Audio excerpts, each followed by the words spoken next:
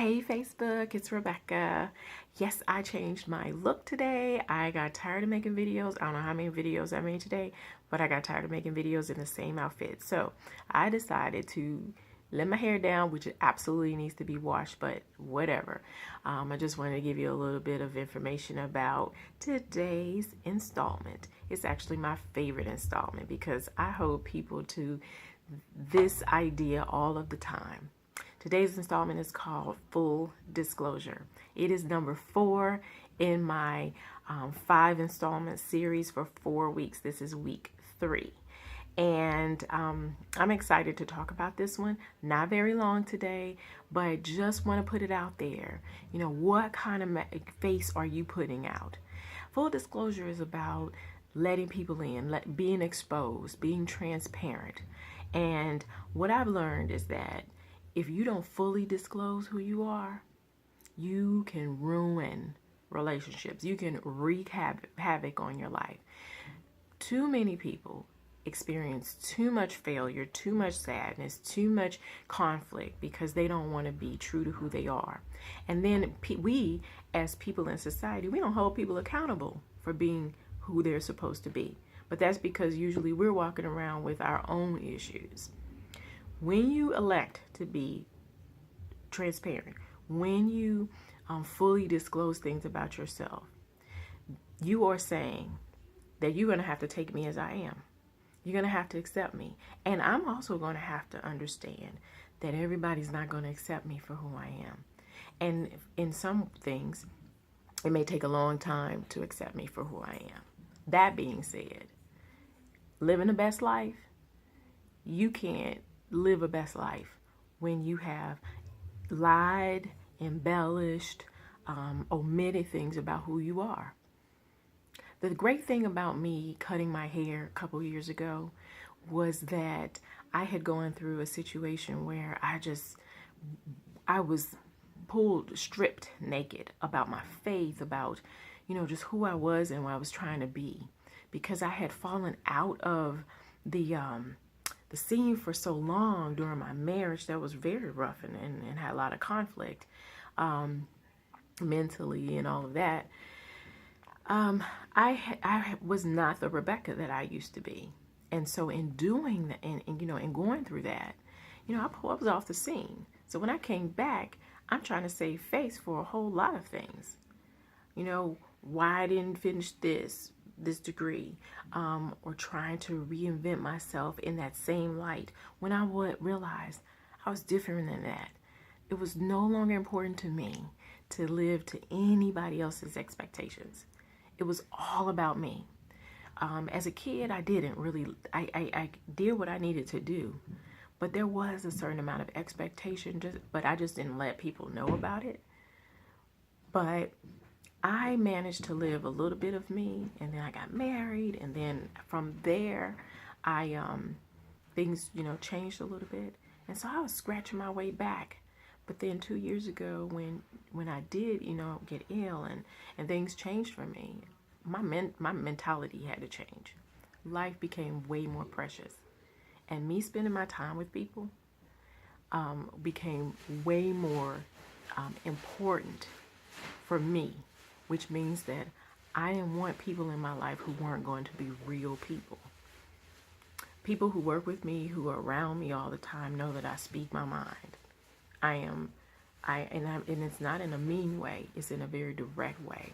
I hold people accountable for things that they say to me. You can't just get away with it.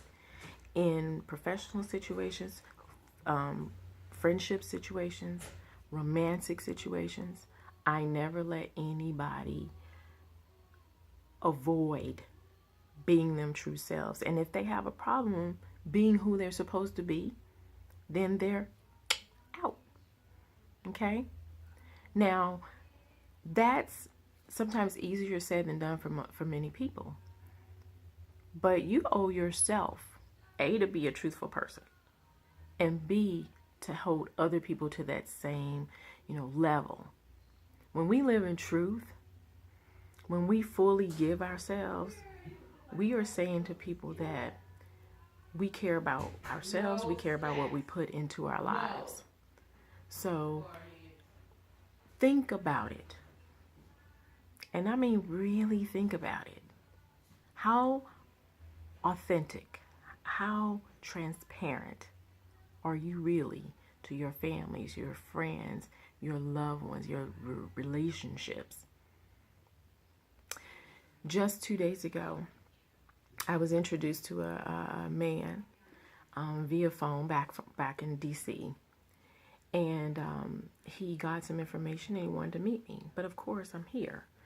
But we chatted a couple of minutes yesterday. And early in the morning, this person decided to share that I said, you know, I don't really have time for a lot of BS.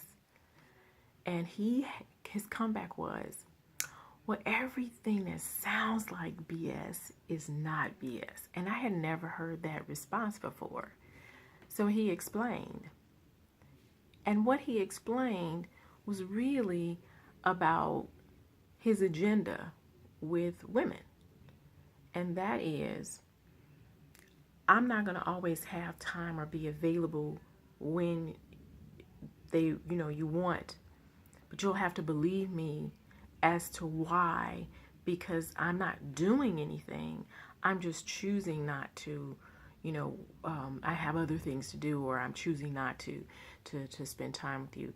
And while that's great and everything, for him, you're also a person who said you want a relationship and you want people to be real. And so I had to come back at him and say, you know what? That's BS. You're basically telling me not to ask you why you are doing other things and not with me. And I guess I should clarify. His example was, you call me, I say we're going to hang out this day, and I may have my child, and then I turn around and tell you that, I'm not going to be able to do it right now, but you'll have to wait till later. And then he deduces that I don't give times for anything at all.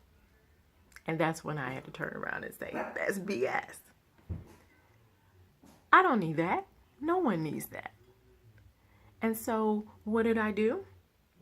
I quickly put water on that. There's no reason for us to talk. You have already divulged to me that you're a person that I should be suspect of, because basically this situation is about you. Professionally, when you get in relationships with people and they have issues, they have mental issues. I've been involved in that, and they don't disclose. They don't say anything. And so you find yourself in conflict when it's the most important time in a proposal. You're giving a talk to people and someone has a conniption and you don't know why.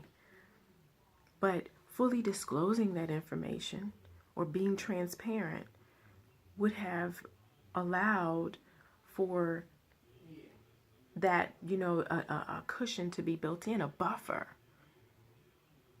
Friendships. People who come into your lives all the time for stuff. But like I said earlier in my purpose statement early on, I was being exhausted from people wanting things. They basically wanted time. They wanted attention.